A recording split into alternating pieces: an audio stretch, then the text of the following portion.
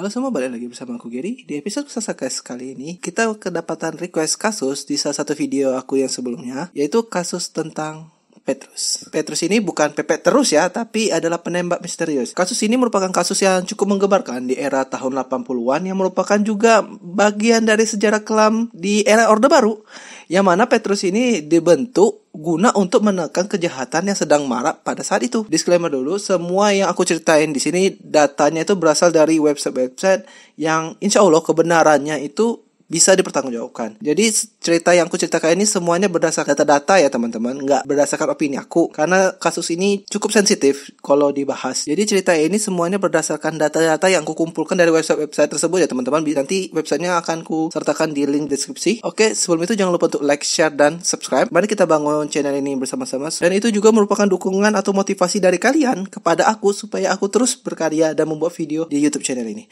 Oke, tanpa berlama-lama, mari kita mulai episode Sasakas kali ini. Let's hear the story.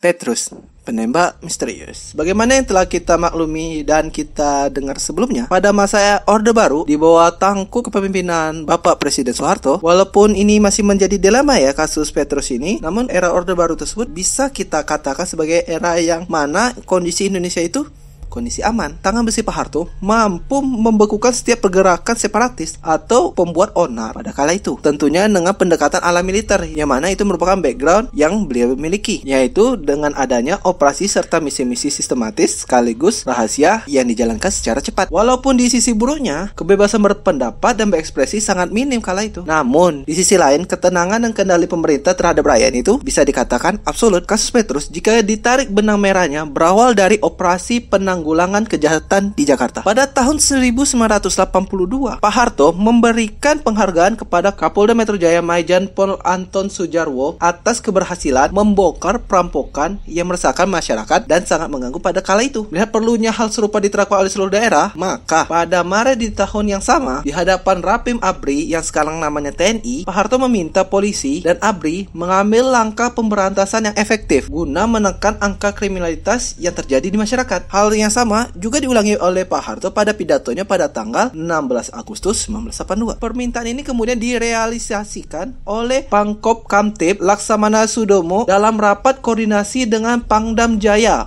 Kapolri, Kapolda Metro Jaya, dan Wagub DKI Jakarta di markas Kodak Metro Jaya pada tanggal 19 Januari 1983. Dan rapat tersebut diputuskan untuk dibentuk operasi yang dinamakan Operasi Celurit yang bertujuan untuk menekan angka kriminalisme di Jakarta. Langkah ini kemudian diikuti oleh kepolisian dan ABRI di masing-masing kota dan provinsi lainnya. Para personel operasi Petrus menyebar. Biasanya mereka menggunakan pakaian yang biasa, nggak pakaian polisi atau ABRI gitu, supaya mereka bisa membaur dengan keadaan lingkungan mereka berada. Walaupun namanya penembak misterius, mereka juga nggak asal tembak gitu. Nggak ada tiba-tiba ada preman langsung ditembak tower gitu. Nggak kayak lagi main di GTA ya. Mereka itu juga ada sistemnya, ada tata caranya mereka mengeksekusi target mereka. Biasanya para Petrus itu akan menginvestigasi dulu keberadaan preman dan residivis lainnya. Umumnya yang menjadi target dari Petrus ini adalah preman-preman klasteri atau preman-preman yang biasa gitu, yang mana intimidasi dan tindakan arogansi mereka itu dirasakan langsung oleh masyarakat sekitar. Para preman ini biasanya disebut gali atau gabungan anak liar. Jika data si gali atau target sudah didapat oleh Petrus,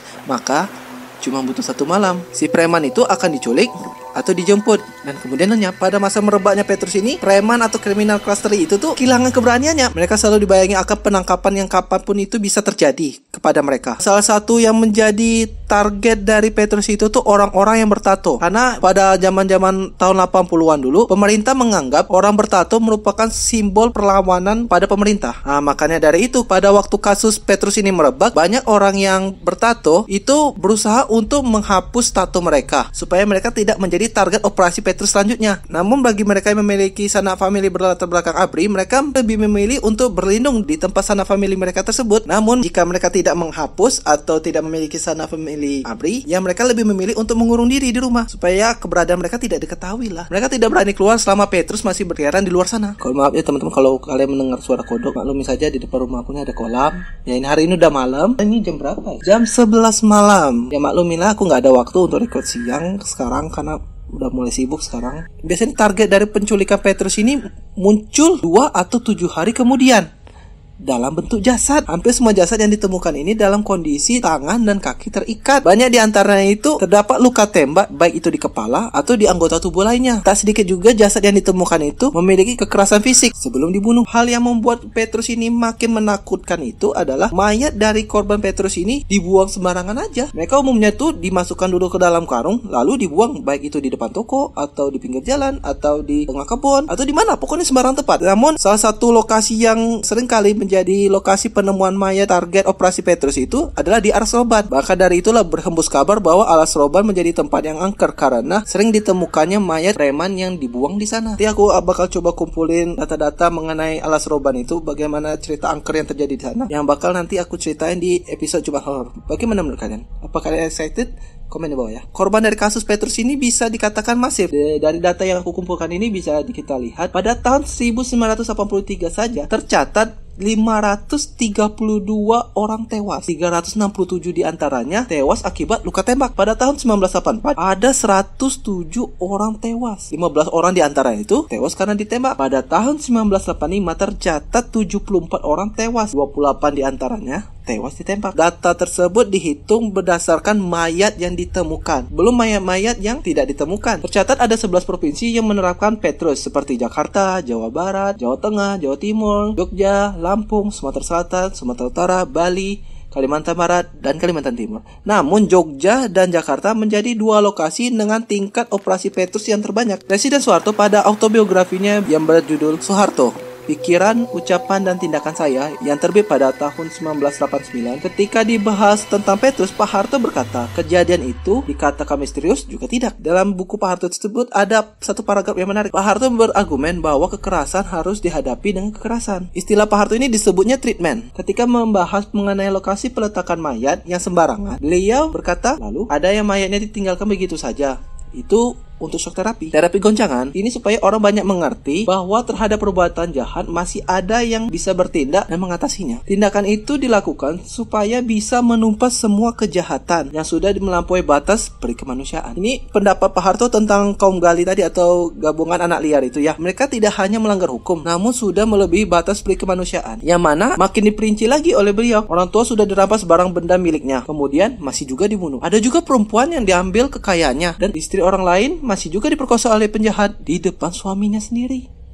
Itu sudah keterlaluan. Kasus ini tidak bisa diusut atau dilakukan investigasi karena memang Petrus ini didasari oleh perintah pemerintah pusat yang sah dan sudah diterapkan oleh beberapa provinsi. Yang mana sudah aku jelaskan tadi beberapa provinsi yang sudah menerapkannya ya. Meskipun kegiatan Petrus ini banyak mendapatkan pertentangan oleh penggiat HAM pada kala itu, namun nyatanya Pak Harto hanya bergeming dan berkata, mereka tidak tahu. Kasus Petrus kemudian menghilang begitu saja tanpa naik ke meja hijau seiring melemahnya kepemimpinan Soeharto. Siapa eksekutor dari operasi ini pun tidak dibocorkan ke publik. Sementara itu masih banyak orang yang bertato hingga kini statusnya masih hilang dan tidak ditemukan. Tidak ada yang bisa disalahkan, tidak ada yang bisa diadukan, karena inilah cara The Smiling General untuk mempertahankan keamanan negaranya. Bagaimana menurut kalian? Apa operasi Petrus ini sebenarnya memang layak dan efektif guna menekan angka kriminalitas di Indonesia ini? Atau kalian ada pendapat lain? Tulis pendapat kalian di kolom komentar ya.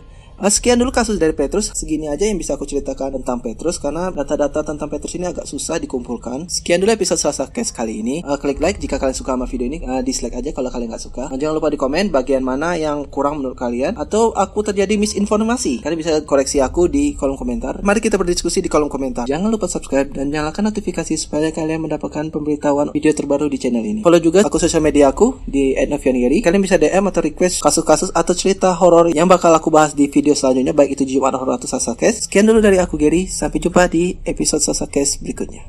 Bye bye.